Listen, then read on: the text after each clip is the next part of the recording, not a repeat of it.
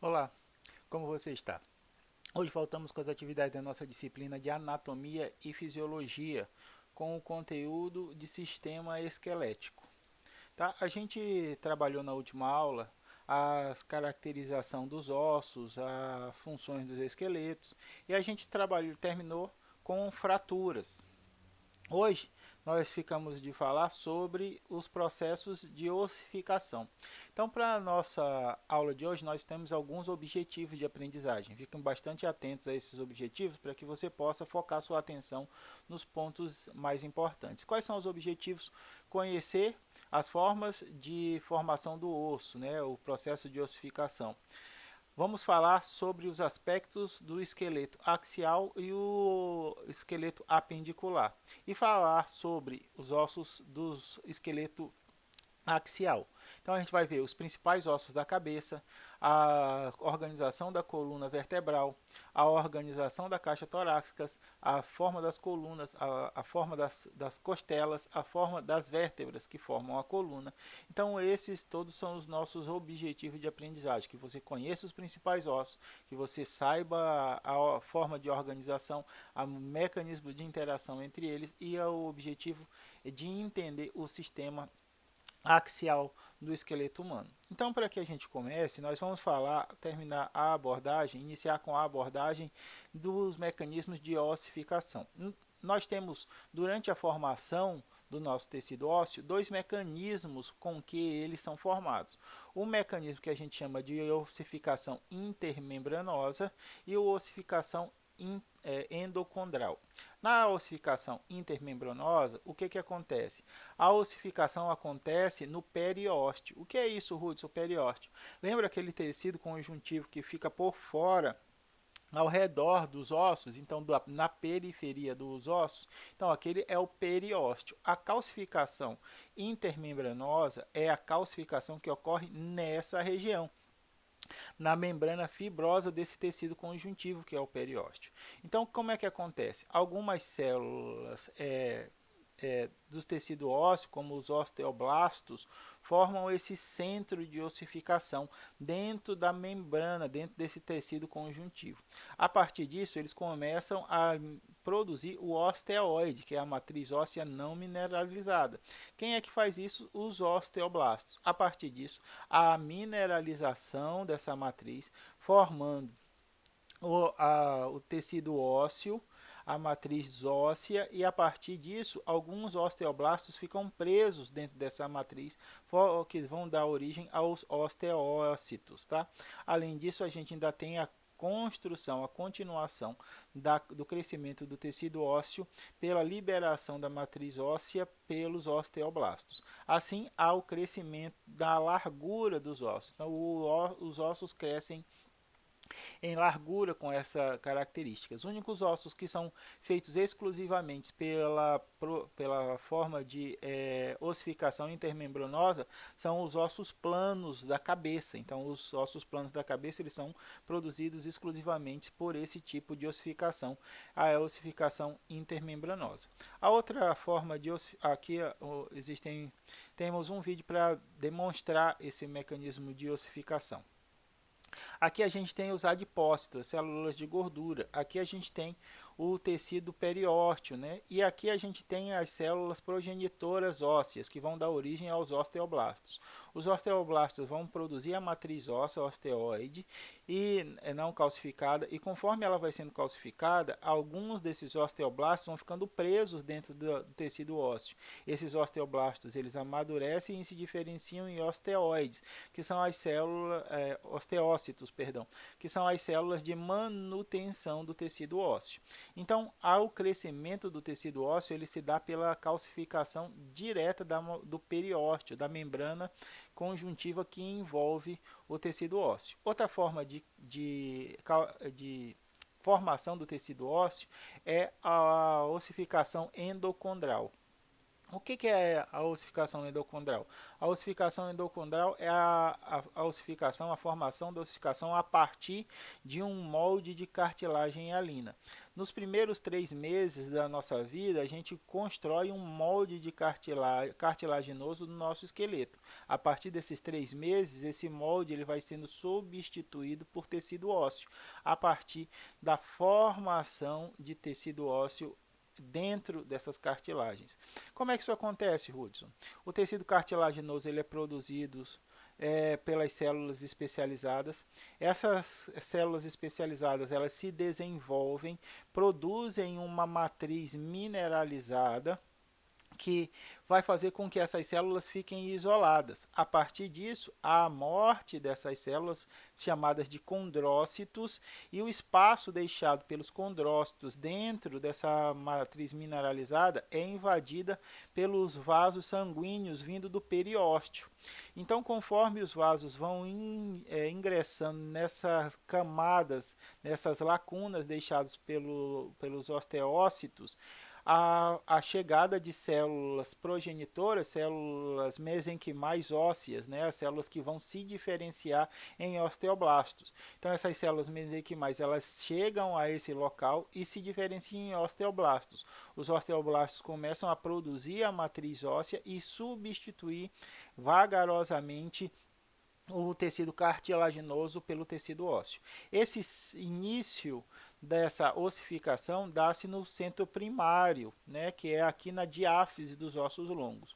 A partir da ossificação da diáfise, inicia-se um centro secundário de ossificação, que é nas epífises dos ossos. Percebam que toda a cartilagem ela vai ser substituída durante o processo de amadurecimento dos tecidos, com a exceção das cartilagens das cartilagens hialinas referentes às articulações, que permanecem com essas cavidades. Dentro da diáfase, a cavidade medular, ela vai ser reabsorvida pelos osteoclastos, esse conjunto de tecido vai ser absorvido para gerar essa cavidade onde vai se depositar a medula óssea, tá? Então aqui a gente tem o desenvolvimento do embrião. Primeiro, há a formação do molde cartilaginoso pelos condroblastos. Esses são essas células azuladas. Essas células azuladas elas calcificam, mineralizam a estrutura da cartilagem e morrem por falta de nutrição. Com a lacuna deixada por essas células, há a formação desses vasos vindo do periósteo e levam consigo as células formadoras do tecido ósseo, os osteoblastos. Então, o centro primário inicia-se pela diáfase e o centro secundário continua pela epífise. Esse processo continua crescendo até o início da puberdade, onde os ossos param de crescer e são totalmente mineralizados, com exceção do disco epifisário, que é um resquício de tecido cartilaginoso que fica para ser que pode ser identificado como região de crescimento dos ossos. Então a ossificação endocondral é quando a gente tem a calcificação de um molde cartilaginoso, enquanto que a ossificação intermembranosa é a calcificação do tecido conjuntivo periférico lateral ao tecido ósseo, que é chamado de periósteo. Obrigado. Aqui a gente tem essa organização da ossificação endocondral. Nessa primeira zona, a gente tem um tecido cartilaginoso comum em repouso, sem nenhuma modificação. Na segunda zona, aqui nós temos uma zona que a gente chama de zona de proliferação, onde os condrócitos eles estão se multiplicando, formando essas linhas. Essas linhas é que vão permitir a formação daquelas lacunas dos ossos esponjosos. Tá? Então aqui a gente tem a hipertrofia desses condrócitos no terceiro elemento. Percebam que as células eram pequenas, agora elas estão super desenvolvidas, né? Cada uma ocupando bastante espaço. Nesse momento, elas começam a mineralizar matriz cartilaginosa, o que vai fazer com que os nutrientes sejam a disseminação dos nutrientes sejam dificultada nessa região, fazendo com que esses condrócitos superdesenvolvidos acabem morrendo.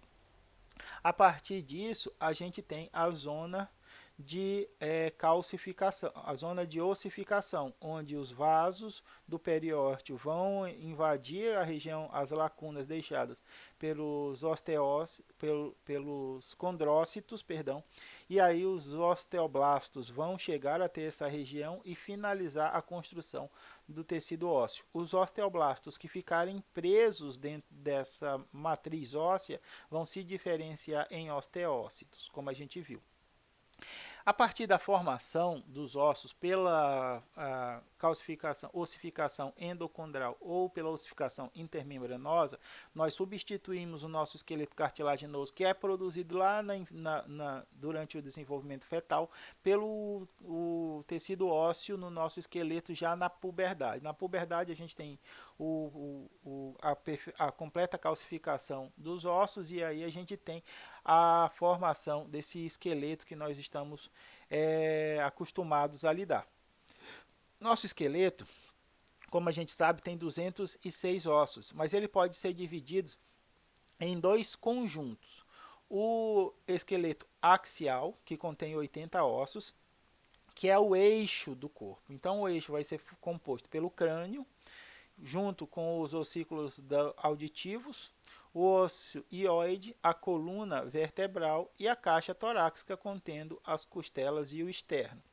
Esse é o nosso eixo, nosso esqueleto axial, que contém 80 ossos. E esse vai ser um dos nossos objetivos, é ele que nós vamos tratar na aula de hoje. Para a próxima aula, nós vamos tratar do esqueleto apendicular, os apêndices do eixo central do nosso esqueleto, que são os membros superiores, os membros inferiores, a cintura escapular, esse estreitamento aqui do corpo na altura do pescoço é chamado de cintura escapular, e a gente tem a cintura pélvica, que é o estreitamento do nosso corpo na região da bacia, né, da pelvis. Então a gente tem a cintura pélvica. Esses serão os temas da nossa próxima aula. Ao total, nós temos os 206 ossos que compõem o nosso corpo. A gente vai começar estudando a cabeça. E a cabeça ela ainda pode ser dividida em duas partes. Hudson, a imagem está toda em inglês. Infelizmente, a melhor imagem as melhores imagens que nós encontramos para abordar, elas estão em inglês. Mas fiquem despreocupados porque a maior parte é cognato. Então, como é que lê? Esfenoide. Esfenoide vai ser esfenoide. Osso frontal, osso parietal, osso temporal, osso occipital. São todos cognatos, né? São todas palavras que têm relação direta com a palavra em português. Então, quando vocês estiverem estudando, vai ser muito fácil vocês identificarem o osso frontal, o osso parietal dos textos que vocês estão lendo. Então, o osso da nossa cabeça ainda pode ser, nossa cabeça pode ser dividido em ossos do crânio e ossos da face. Tá? Então, a gente vai dividir para facilitar a nossa identificação desses ossos. Mas percebam que todos eles estão unidos e podem estar interagindo, formando estruturas conjuntas. Então, aqui a gente tem o crânio, né? A gente tem a cabeça. Então, a gente tem 7 ossos associados. Quais são esses ossos associados? 6 ossículos auditivos, esses 6 ossos que vão formar o nosso ouvido interno, o matelo, a bigorna, entre outros ossos, estão contidos aqui. O que é esse osso helioide? Esse osso helioide é um osso em forma de ferradura que está na região do nosso pescoço, né? Então, esses ossos todos vão estar contidos aqui dentro desse osso maior, que a gente chama de osso temporal. Então, além desses ossos associados, que estão juntos ao osso temporal, a gente vai ter os ossos do crânio. Então, a gente tem um osso occipital, esse osso aqui da nossa nuca. Tá? O osso da nossa nuca é um osso único. Assim como o osso frontal, o osso da nossa testa, também é um osso único. A gente tem pares de ossos, por exemplo, os parietais, essas extremidades da cabeça aqui, lado direito e lado esquerdo, são os nossos ossos parietais. E a gente tem a têmpora, né, que é os dois ossos temporais, osso temporal direito e osso temporal esquerdo. Além disso, nós temos um esfenoide, que é esse osso aqui, ó, que vai ajudar a constituição dessa região mais externa do nosso crânio aqui. E o osso etimoide. Esse osso etimoide aqui é o que vai fazer a separação das nossas cavidades nasais, né? Em cavidade esquerda e cavidade direita. Então, quais são os ossos que a gente precisa conhecer no crânio, Hudson? A gente vai precisar conhecer os 206 ossos, cada um pelo seu nome? Não, mas alguns ossos, eles são bastante importantes para o entendimento da constituição do nosso crânio. Então, esses são os principais. Osso frontal, ossos parietais direito e ossos parietais esquerdos, osso occipital, o osso da nossa nuca. Quando a gente cai de cabeça, né? Quando a gente cai, geralmente a gente bate o osso occipital. Ele é a base do nosso crânio, né? Aqui onde o encéfalo ele vai estar assentado. Além disso, nós temos os ossos temporais, do lado esquerdo, do lado direito. Além disso, nós temos o esfenoide e o etimoide. Beleza? Então, esses são os 8 ossos que a gente vai precisar conhecer na nossa estrutura do crânio. Além disso, além dos 8 ossos da estrutura do crânio, nós temos 14 ossos associados à face. Mas percebam que vários deles são pares, por isso a gente tem uma abundância maior, porque esses ossos são formados em pares. Então, a gente tem os ossos do maxilar. Então, a gente tem o nosso maxilar formado por dois ossos que estão fundidos, que estão unidos nesta região. A gente vai ver uma foto frontal de frente que vai facilitar a nossa visualização. Nós temos os ossos do palatino. Os ossos do palatino são os ossos do céu da boca, o que separa a cavidade da boca da cavidade nasal. Então, a gente tem um teto na boca. O teto da nossa boca é o assoalho da nossa cavidade nasal. Esse teto é formado por dois ossos, numa estrutura assim, côncava, que é chamado de osso do palatino. Então, a gente tem o osso do palato duro, né? A gente vai ter um corte para visualizar esses dois ossos. A gente tem os ossos nasais, aqui a gente tem o osso nasal. O etimoide ele vai separar o osso nasal, vai dividir o osso nasal, mas os ossos nasais vão formar essa estrutura aqui do nosso nariz. Essa parte aqui é cartilagem, perceba que é mole. Agora, essa região aqui em cima é osso, tá? Então, quando a gente quebra o nariz, é essa parte do osso nasal que é fraturada. Aí a gente tem o vômer, que é esse ossinho aqui, que vai ajudar a separação da estrutura dos globos oculares. A gente tem a concha nasal inferior. Nós temos os ossos zigomáticos, que são esse daqui. Essa concha nasal inferior, esse corte não é possível de verificar, mas a gente vai ver outro corte que é possível de verificar. Então, a gente tem dois ossos zigomáticos. Os ossos zigomáticos são as bochechas são as maçãs, bochechas. Não deixa de ser a nossa bochecha, né? Mas são as maçãs do nosso rosto. É aqui onde as mulheres fazem a maquiagem, né? Onde a gente passa as luzes da maquiagem para trazer brilho à face essa região aqui do osso zigomático. Então, a gente tem o osso zigomático esquerdo e o osso zigomático direito. Nós temos os ossos lacrimais e a gente tem uma única mandíbula. Nossa mandíbula foi formada por dois ossos, mas que se fundiram, formando um único osso móvel do nosso crânio, né, da nossa cabeça. Então, a mandíbula é o único osso da face que tem articulação e que permite esse movimento de abrir e fechar durante a fala e durante a mastigação. Então, a gente tem 8 ossos do crânio, frontal, parietal, temporal, occipital, esfenoide e etimoide. E nós temos 14 ossos da face, sendo duas maxilas, dois ossos do palato, dois ossos nasais, um vômer, dois da concha nasal inferior. Nós temos dois ossos zigomáticos, dois ossos lacrimais e uma mandíbula, formando os 14 ossos. Então aqui a gente tem todos os ossos associados ao nosso crânio, lembrando dos 7 ossos associados, que estão aqui também ligados aos ossos temporal.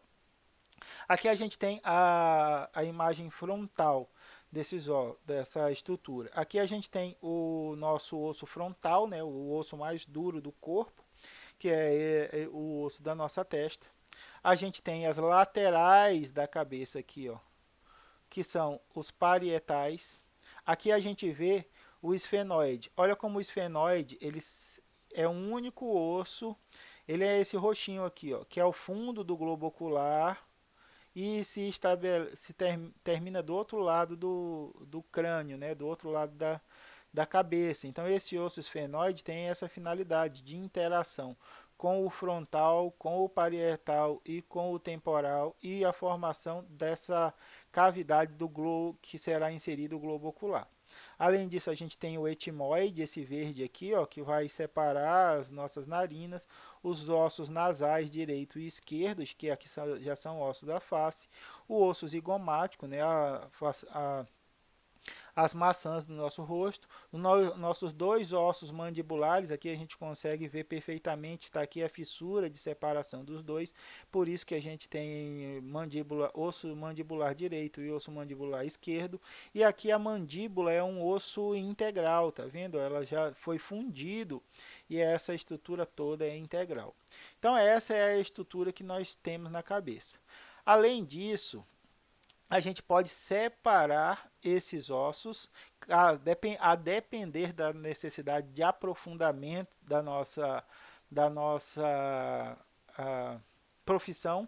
Nós não precisamos desse nível de aprofundamento, mas os médicos, os médicos ortopedistas, os fisioterapeutas, todos os enfermeiros, todos esses indivíduos da área da saúde ainda fazem estudos separados desses grupos de ossos em séries. Então a gente tem a série marginal, que é o pré-maxilar e é o maxilar, todos esses ossos aqui associados e todas as estruturas ósseas a eles relacionados. A gente pode ter a série circunorbital, que é em volta dessas órbitas. Então a gente tem o lacrimal, o pré-frontal, o pós-frontal, o pós-orbital, o jugal e o septomaxilar. E a gente tem a série medial, que é o nasal, frontal, parietal e pós-parietal. Hudson, a gente vai ver isso, nossa formação não exige esse tipo de conhecimento, então esse nível de detalhamento não será abordado, mas é importante que você saiba que existe essa separação para que haja um estudo mais minucioso de cada um desses conjuntos de ossos. Então esses conjuntos são divididos em séries e cada série dessas contém uma delimitação para apropriação de mais informações. Novamente aqui a gente tem a estrutura do crânio na face anterior, mostrando toda a sua combinação, e aqui a gente tem as suturas, né? Aqui a gente tem a sutura coronal, que é a ligação entre o osso frontal e os ossos parietais. Outra sutura que é possível verificar aqui, cadê? É tanto nomezinho que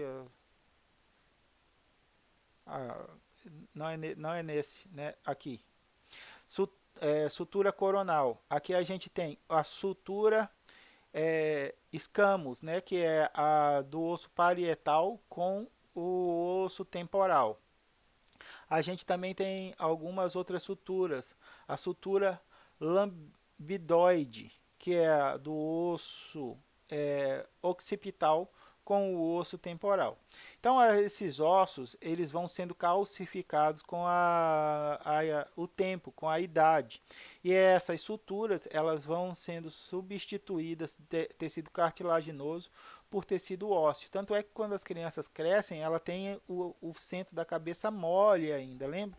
Sabe o que a gente chama de moleira, o menino ainda está com a moleira mole, não é isso? Por quê? Porque ainda é tecido conjuntivo, o crânio ainda precisa crescer, ele precisa se expandir para acompanhar o crescimento do indivíduo. Só esse conjunto de ossos, ele só vai ser perfeitamente fundido quando você chega já na idade é, é, não é adulta, com 23, 24 anos, você faz essa conclusão todas essas fusões entre ossos que são chamados de suturas.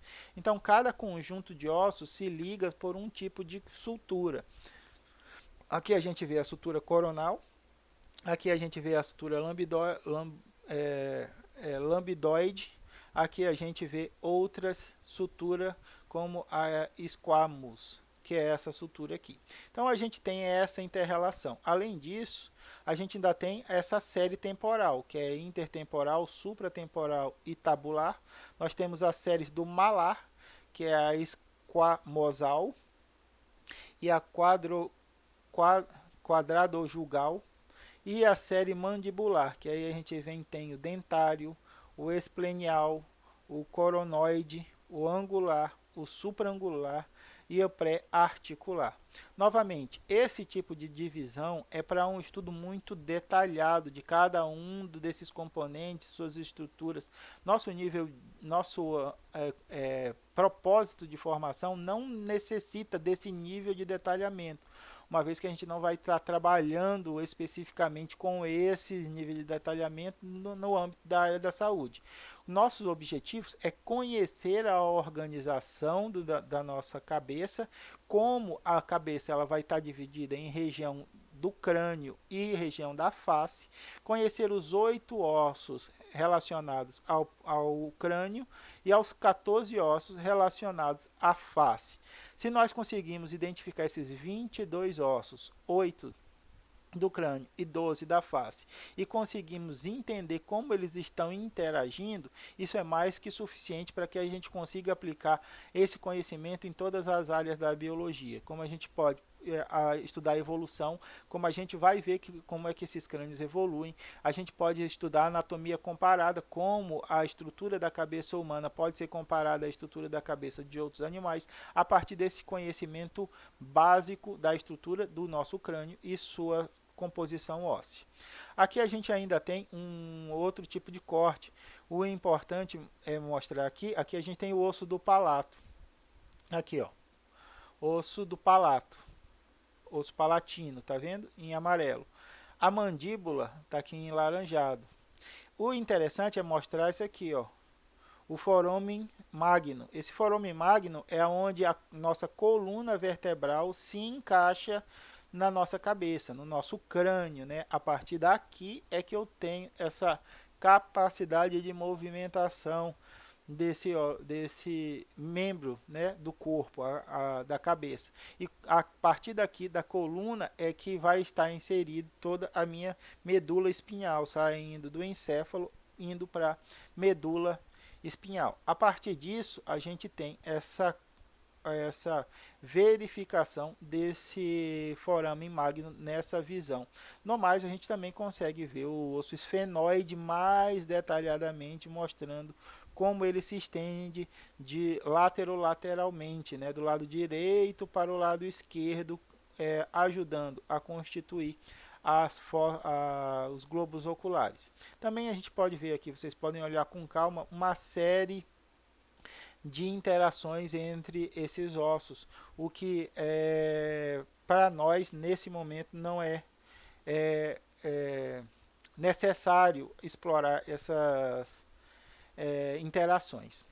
Uma parte bastante importante que nós vamos ter que nos atentar são as suturas. Como é que os ossos eles se unem para formar a nossa cabeça? Então a gente já viu que a gente tem a sutura lambidoide, que é a sutura do osso occipital com os ossos parietais. A gente tem a sutura sagital, que é a relação entre os dois ossos parietais, osso parietal direito, o osso parietal esquerdo. Então vejam aí, anotem aí. Sutura lambidoide entre o osso occipital e os ossos parietais. Sutura sagital entre os ossos parietais.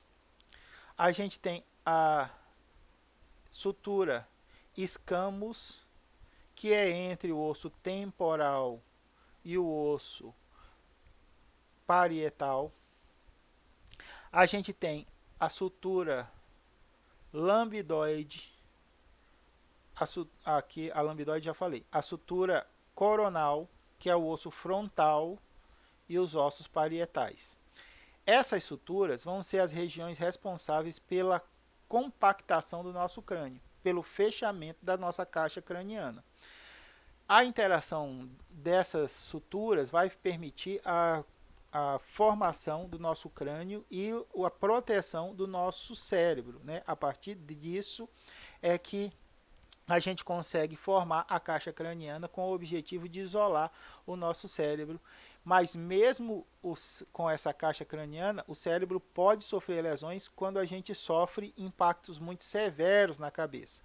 Como assim, Hudson? O cérebro está contido dentro do volume da caixa craniana, mas ele não está perfeitamente encaixado. Existe espaço, um pequeno espaço entre o osso e o tecido nervoso. Esse pequeno espaço, dependendo do impacto, pode ser suficiente para que o cérebro seja esmagado contra a própria parede do cérebro, o que pode provocar uma hemorragia cerebral, pode provocar uma concussão, pode provocar uma série de lesões, um inchamento do cérebro, uma série de lesões que pode prejudicar o funcionamento do tecido nervoso e, em alguns casos, fazer que o indivíduo morra, né, evolua para o óbito. No entanto, a nossa caixa craniana, ela foi desenvolvida, ela evoluiu para proteger o nosso órgão mais importante, que é o cérebro. Então, esse fechamento desses ossos na puberdade, é o termo que eu estava querendo lembrar anteriormente. Na puberdade é que faz com que haja a perfeita vedação, não, a perfeita o encapsulamento do cérebro dentro da caixa craniana. Então, as suturas vão ser bastante importantes para a gente também. Então, além dos ossos, a forma com que esses ossos interagem através dessas suturas também será importante para que a gente consiga entender a formação da nossa cabeça, do nosso crânio. Aqui a gente também, qual é esse tipo de corte aqui? O corte que divide o corpo em lado direito e lado esquerdo. Exatamente, corte sagital, né? A gente divide a peça anatômica em lado esquerdo e lado direito. Olha como é por dentro essa organização. Então aqui a gente tem o osso frontal, né? Aí a gente tem o osso parietal, o osso occipital. Eu vejo como o osso occipital é a base do nosso crânio. Além disso, nós temos todos os ossos da face também, ó, o etimoide, para formar as fossas nasais direita e esquerda. A gente tem o osso nasal também aqui, ó, a parte do nosso nariz. Aqui a gente tem o vômer. Lembra que é o vômer? Era o vômer que a gente não tinha conseguido ver? Não, era o fossa nasal inferior ou a fossa nasal anterior. Eu não me recordo qual era o osso que eu tinha prometido de ver para vocês, mas aqui estão demonstrados todos os ossos. Aqui a gente consegue ver a estrutura do vômer, o osso da maxila, o osso da mandíbula, todas as formas de organização desses ossos. Esse corte aqui qual é? O corte que separa em região superior e região inferior. Exatamente, o corte transversal, né? A gente corta transversal e aí a gente separa a porção anterior da a porção superior da porção inferior. Aqui, ó, o mais interessante é ver aqui o foramen magnum, aqui, ó, onde a cavidade do nosso crânio, onde vai estar inserida a nossa medula espinhal. Então, o nosso crânio ele é formado por três regiões. Nosso crânio superior, ou a parte do crânio, a face e a mandíbula, né, que é a única parte móvel. Ela é considerada, ela está separada aqui da parte da face, dos ossos da face, por essa única característica, que é a mobilidade desse nosso osso da mandíbula, né? Então o nosso crânio ele não nem sempre se apresentou assim, ele sofreu vários processos de evolução que modificaram o tamanho, modificaram a anatomia, a organização dos ossos, a densidade desses ossos, o tamanho, o peso e evoluiu para ele ficar mais leve, para que ele fosse mais facilmente equilibrado sobre a nossa coluna vertebral, que nos permitiu a posição ereta, o caminhar na posição bípede, né? A espessura, o tamanho, a configuração mudaram para que ele fosse se adequando também à evolução do nosso cérebro. Então, nossos ancestrais mais antigos, eles tinham esse crânio mais alongado, mais pontiagudo, e o volume da cavidade cerebral era 3 vezes menor do que é encontrada hoje. Conforme esse crânio, perdão, ele foi se arredondando, houve um maior equilíbrio do crânio sobre a cabeça e houve um aumento nessa cavidade encefálica, o que permitiu o aumento do desenvolvimento do cérebro. Então o cérebro ele foi se desenvolvendo, foi ganhando estruturas, foi aumentando sua massa, o que permitiu um maior número de ligações e um maior desenvolvimento do sistema nervoso central. Com isso, nessa configuração mais moderna, a gente tem um volume 3 vezes maior do que em relação aos nossos ancestrais mais primitivos. Então, a gente tem vários processos evolutivos ao longo da história evolutiva do humano. Então, o arredondamento do crânio ele permitiu esse encaixe na parte da coluna de forma a permitir o desenvolvimento do encéfalo de maneira adequada, como nós conhecemos hoje, com os seus 1.500 milímetros cúbicos de comprimento, de volume, perdão, não de comprimento, de volume, o que permitiu o desenvolvimento das nossas capacidades intelectuais como nós conseguimos agora. Isso também permitiu o crescimento equilibrado dessas regiões cerebrais, o arredondamento e o deslocamento do encéfalo para trás permitiu o equilíbrio da nossa cabeça mais facilmente sobre a nossa coluna vertebral. Isso vai nos permitir o andar ereto, né? Porque os primatas, por exemplo, eles podem andar ereto, mas eles têm uma postura naturalmente quadrúpede. Eles podem fazer isso, mas devido à anatomia da cabeça deles, é uma posição que não é natural. Eles andam podem andar nessa posição, mas demandando uma energia para manter a cabeça equilibrada sobre a coluna. Com essas modificações no nosso crânio, com o arredondamento, o peso do encéfalo transferido para trás, essa já é nossa postura natural. Você desenvolve desde do período embrionário essa capacidade de manutenção da estrutura ereta, mesmo com as idades iniciais do desenvolvimento.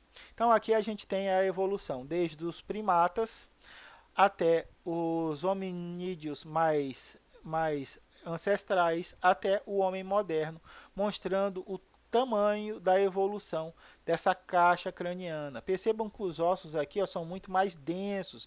Veja aqui a camada de osso compacto, como ela vai afinando, e essa diminuição do osso compacto vai abrindo espaço para o desenvolvimento do cérebro. Hoje, nosso cérebro tem 3 vezes o volume dos nossos ancestrais primatas mais conhecidos, como os bonobos e os chimpanzés. E esse desenvolvimento permitiu que a gente também ganhasse uma série de características intelectuais devido ao desenvolvimento do cérebro. A mandíbula foi outra estrutura do crânio que passou por muitos processos de modificação. A gente tem a formação de um único osso, que é o osso mandibular. Então a gente tem o lado esquerdo e o lado direito, mas eles foram unidos na frente pela sínfise mandibular. Então a sínfise mandibular fez com que os fragmentos direito e esquerdo se tornem um osso único e por isso a gente considera a mandíbula um único osso. Ela passou por vários processos de evolução, principalmente com a sua redução, né? Os nossos ancestrais, eles tinham uma mandíbula mais proeminente, eles eram mais tinha um queixo mais quadrado e essa estrutura óssea era mais pesada. Por quê? Porque a gente utilizava isso como alavanca para obter alimento. Então a gente cortava a carne com a mandíbula, a gente quebrava os ossos com a mandíbula e agora com o desenvolvimento das ferramentas, essa estrutura óssea ela não precisava ser tão robusta e ela passa a várias modificações de forma a diminuir a sua espessura e a sua amplitude. Nesses humanos, nos humanos modernos, apresenta uma forte redução da mandíbula por causa do arranjo ósseo produzido em sua ponta, né? Então a gente tem essa variação bastante proeminente em relação aos nossos ancestrais. Aqui a gente tem a mandíbula de um chimpanzé. Veja como esse ângulo aqui é muito mais fechado por causa desse focinho que eles tiveram aqui, né? Eles ainda apresentam essas características porque mesmo esse mecanismo de dentição aqui é parte da ferramenta corporal para a obtenção de alimentação. Já nos australopithecus aforenses, uma espécie de humano, a gente ainda tem essa proeminência, o ângulo ainda é muito fechado, mas a gente já não tem a disposição que é encontrado nos nossos primos primatas. No humano moderno, a gente formou esse bico aqui. Olha esse ângulo aqui, ó, como é muito mais aberto, como é muito mais proeminente. Essa ponta aqui, esse bico, é devido ao arredondamento da nossa mandíbula. Com o arredondamento da nossa mandíbula, os nossos dentes modificaram a posição também que eles estão inseridos. E aí a gente tem uma nova organização dos órgãos, dos dentes, para as novas finalidades. Então, dentro do crânio, a gente tem na nossa mandíbula e na nossa maxila a composição dos nossos dentes, que são chamados de dentadura, né? São os dentes, são portadores de inúmeras características diagnósticas. Então, você pode determinar a idade, você pode determinar não sei se o sexo, mas a idade pode ser determinada pelas estruturas dos dentes. Os dentes ainda têm a parte da raiz, que é a parte que fica oculta no tecido conjuntivo na nossa gengiva e inserida na mandíbula ou no maxilar. E a gente tem a coroa, que é a parte que fica exposta, né? Então, essa parte do dente é a coroa. É aqui onde acontece a cárie, onde a quebra do dente. As raízes elas estão firmemente inseridas, né? Quem já fez a extração de um dente sabe a dificuldade que é para a remoção das raízes do dente. Você tem que serrar e remover esses dentes.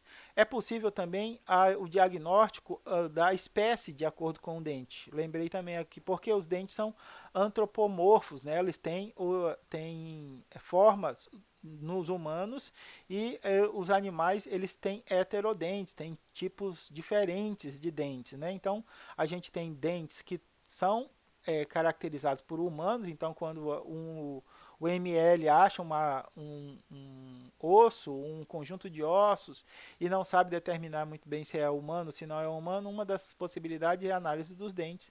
E todos os animais têm vários conjuntos de dentes. Que conjuntos de dentes são esses? São os incisivos, os caninos, os pré-molares e os molares. Ao total, nós temos 32 dentes, dos quais 2 são incisivos. 2, como assim? São 8 incisivos, tá? Isso eu já vou explicar. 1 é canino, 2 pré-molares e 3 molares.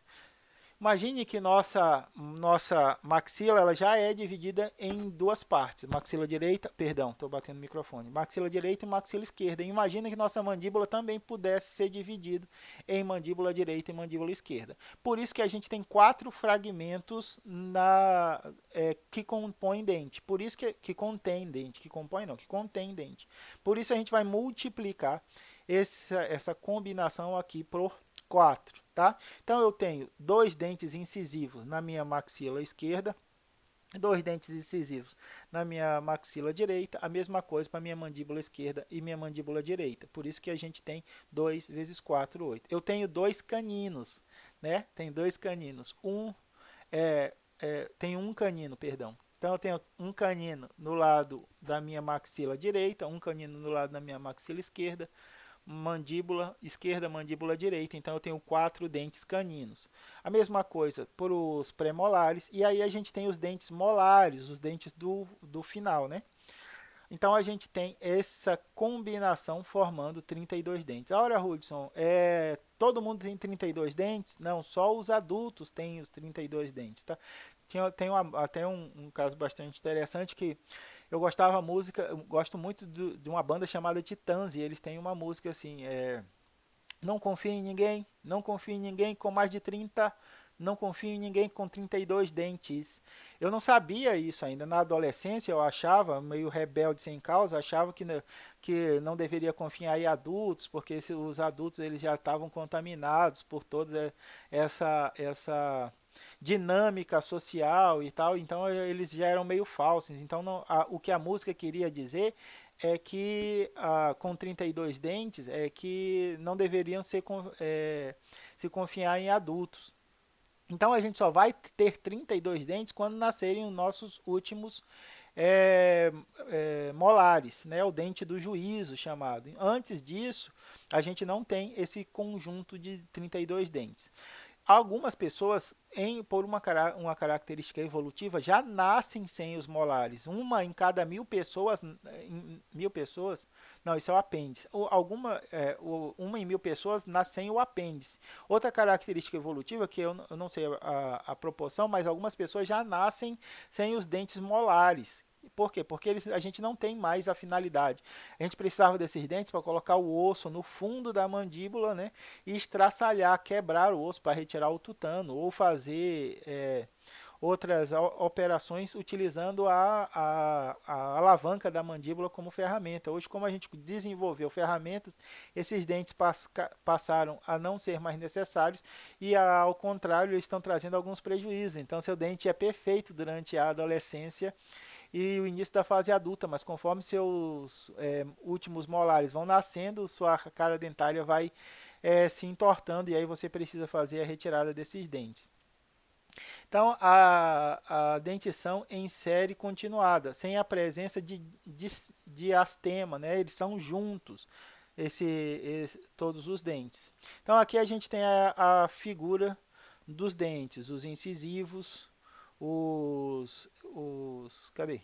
Dois premolares, três dentes molares e relacionado. Esse aqui são os incisivos, dois dentes incisivos, um dente canino, perfeito, esse aqui estava faltando, esse aqui é o canino, aí vem os premolares e os molares.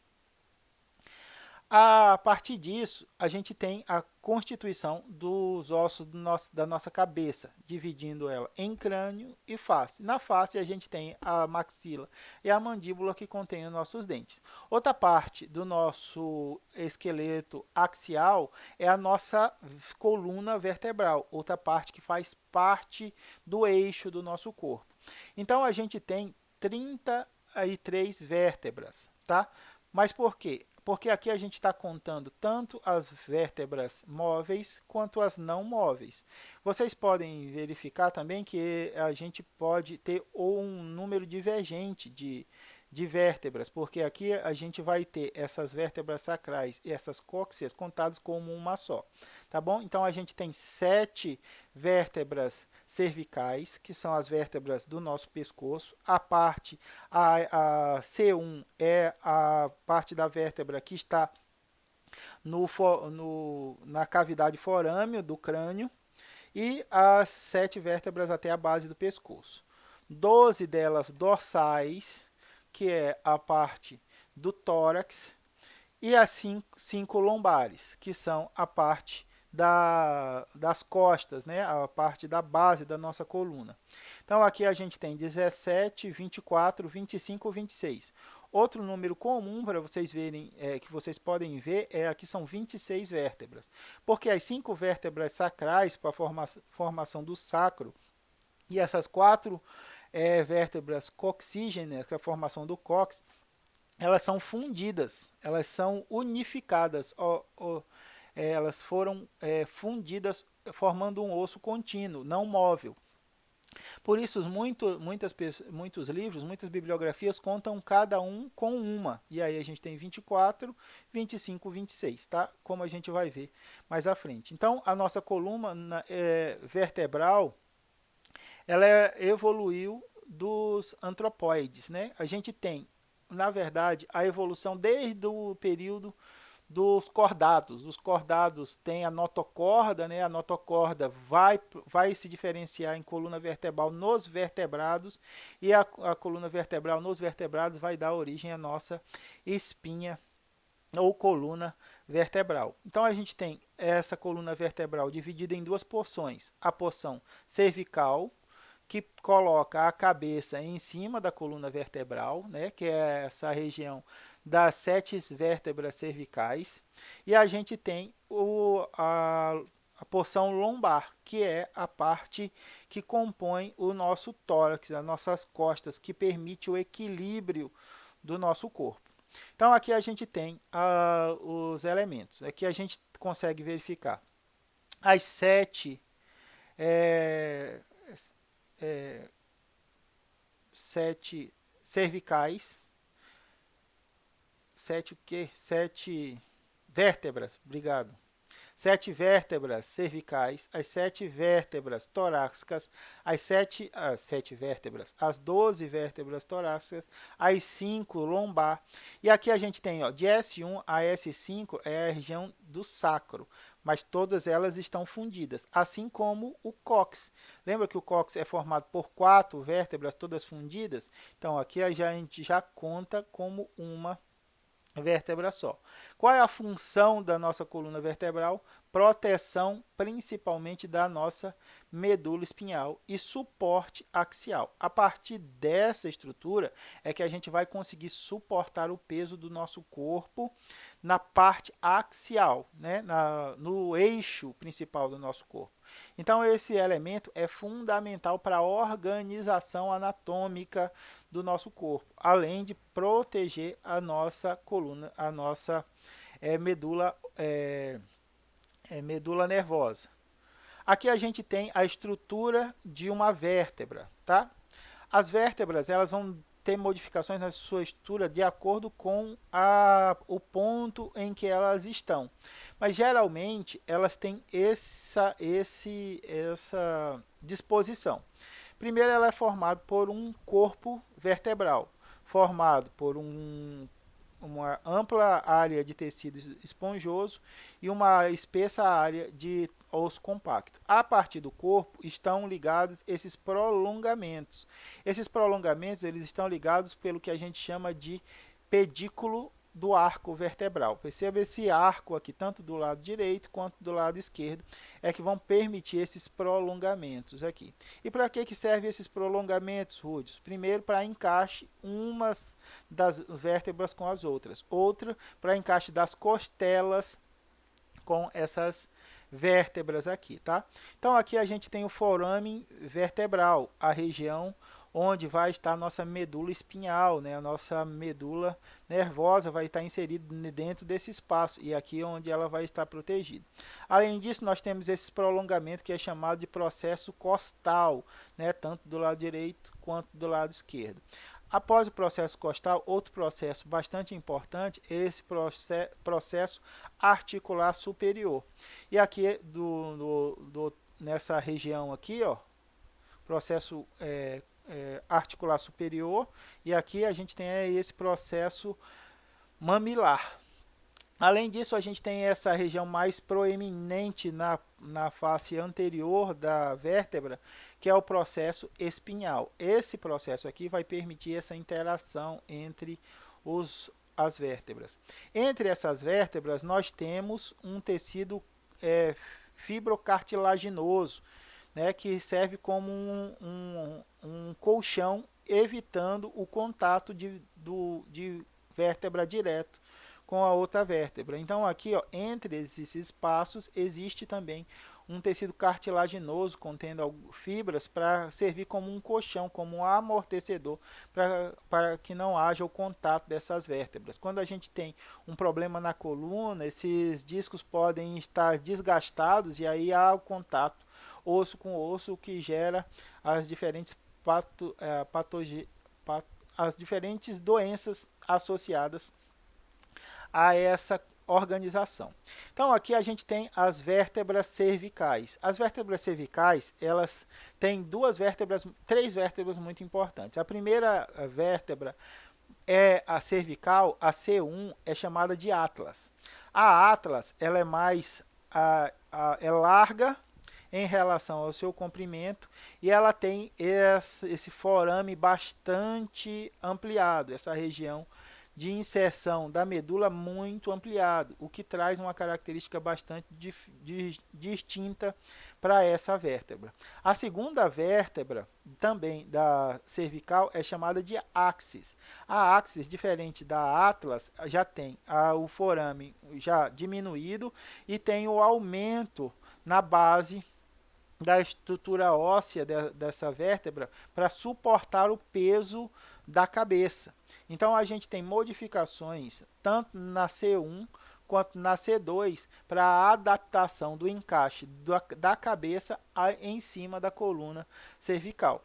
No mais, a C7 também tem uma modificação porque ela tem uma estrutura mais proeminente que a gente consegue até apalpar aqui esse prolongamento espinal maior aqui, que a gente consegue tocar. No mais, as estruturas C3, C4, C5, C6 são muito parecidas com a estrutura geral das vértebras que a gente trabalhou nessa figura. Aqui a gente tem as vértebras de T1 até T7. Tá? Então aqui a gente tem as mesmas estruturas, o corpo da vértebra, o foramen, o prolongamento espinhal, todos os encaixes associados a esses elementos. As vértebras lombares, a gente tem também a mesma estrutura, só que as vértebras lombares têm um reforço na sua densidade óssea, porque aqui está comprimido todo o peso do esqueleto axial. Então essas vértebras elas são mais robustas, porque elas têm que aguentar altas pressões. Então as vértebras lombares elas têm um pouco mais de tecido ósseo denso em comparação às vértebras torácicas. Tá? E aqui a gente tem as vértebras já está quase uma hora. As vértebras sacrais e as coxílicas. A gente tem todo o sacro aqui, ó, a gente consegue ver a fusão das 5 vértebras. Tá vendo? 1, 2, 3, 4, 5. Mas essas vértebras todas, elas estão fundidas, tá? Então é possível que você veja todo esse elemento como o sacro, ou contado com uma vértebra só. Assim como o cóccix. A região do cóccix é formada por 1, 2, 3, 4 vértebras que estão fundidas. Isso daqui é o resquício da evolução de uma cauda. Havia uma cauda que que involuiu e deixou esse resquício do cóccix aqui fundido. Tudo bem? Essa base do sacro vai permitir a interação com os ossos da bacia, né?